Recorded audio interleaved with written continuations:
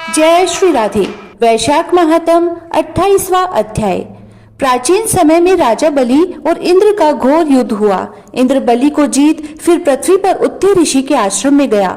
वहां जाकर उसके मंदगामिनी गर्भिणी पत्नी को सोते हुए देखकर इंद्र काम के वशीभूत हो गया, लेकिन गर्भस्थ बालक ने उसे रोक दिया, जिससे इंद्र क्रोधित हो गया और शिशु को श्राप दिया कि तू इस कर्म के करने से जन्मांध हो।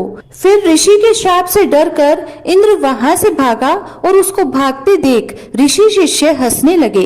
वह लज्जा के मारे मेरु पर्वत की कंदरा में जा छिपा और वहां बैठकर तप करने लगा। जब इंद्र कंदरा में छुप गया तो राजा बलि ने अपने गुप्तचरों द्वारा सब बातें जानकर स्वर्ग पर आक्रमण करके अमरावतीपुरी को घेर लिया और देवता व दिक्पालों की सब विभूति को अपने अधीन कर लिया और देवताओं का सब राज्य भोगने लगे।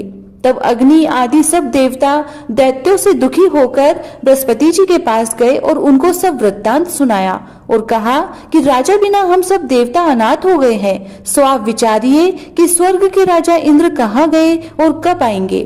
तब देव गुरु बृहस्पति जी ने इंद्र का रसातल में बलि को जीत उत्थे के आश्रम में जाना और ऋषि पत्नी के साथ बलपूर्वक भोग करना एवं शिष्यों से अपमानित होकर कंदरा में छुप जाने का समस्त वृत्तांत देवताओं को सुनाया और कहा कि अब इंद्र शुचि के सहित वहीं पर गुफा में घुसा हुआ है और अपने किए हुए कर्म पर पश्चाताप कर रहा है। सब देवता उसी कंदरा में पहुँचे और उसमें बैठे हुए इंद्र को देखकर सब उसके बल की प्रशंसा विख्यात स्त्रोतों द्वारा उसे प्रसन्न करने के लिए करने लगे। सब देवता कहने लगे कि हे देवताओं के स्वामी, आपके बिना दैत्यों ने हमें बड़ा क्लेश दिया है, हम स्थान भ्रष्ट हो रहे हैं, अब आप चलकर शत्रुओं का दमन करो।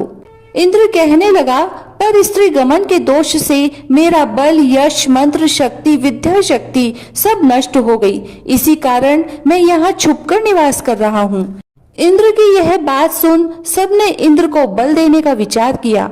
बृहस्पति जी ने कहा कि हे इंद्र, अक्षय तृतीया को जिसमें स्नान दान आदि से मनुष्यों के हजारों पाप नष्ट हो जाते हैं और बल, वीर्य तथा ऐश्वर्य बढ़ता है, इससे तुम इस दिन स्नान आदि करो।